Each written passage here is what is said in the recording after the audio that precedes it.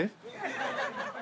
نفس الكلام الست المصريه مهما كانت حلوه قوي شكلا، اول ما بتفتح بقها انت بتحس ان انت خلاص برضه مش عايز حاجه من الدنيا. مبدئيا ودانك بتجيب دم خفيف كده، صح؟ وتحس ان انت عايز تقطع شرايينك تختفي حالا. وزي ما قلت لكم انا عرفت اللبنانيات، ويمكن حصل معايا موقف يمكن ده يكون اكتر موقف بين الفرق بين المصريه واللبنانيه.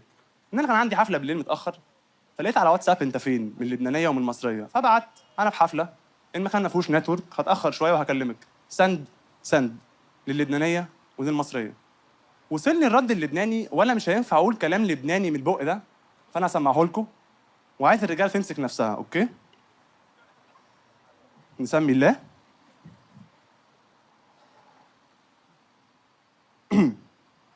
نسمي الله.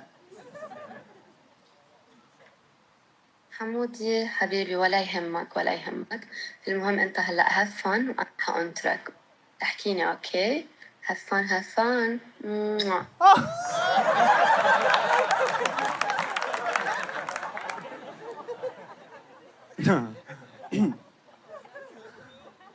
مش عارف اقوم. انا شايف السعاده على وجوه الرجال. طبعا انا اول ما سمعت الفويس نوت دي رحت الحمام غسلت وشي، استوعبت الموضوع، بس ما لحقتش اتهنى بقى. تيجي فين من الست المصريه الجميله، ست بنت البلد بتاعتنا. وصلني الرد المصري وانا برضو مش هينفع اقول الكلام اللي اتقال من البق ده، فانا هسمعه لكم وحسبي الله ونعم الوكيل. والله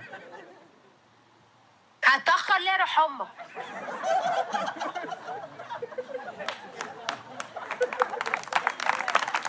بتسقفوا عليا. هو لسه ما خلصش، مع ان هو كان ممكن يخلص هنا عادي. انا فهمت. اسمع يلا، هي نص ساعة. لا هي ربع ساعة، ولو كلمتك ولقيت موبايلك مقفول هطلع. بيعوم مش عادي.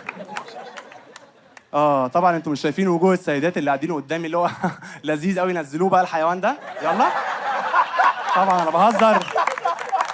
مفيش اجمل من الست المصريه. نسمع سقفه للست المصريه. ايوه نسمع سقفه على الكذب اللي انا بكدبه ده.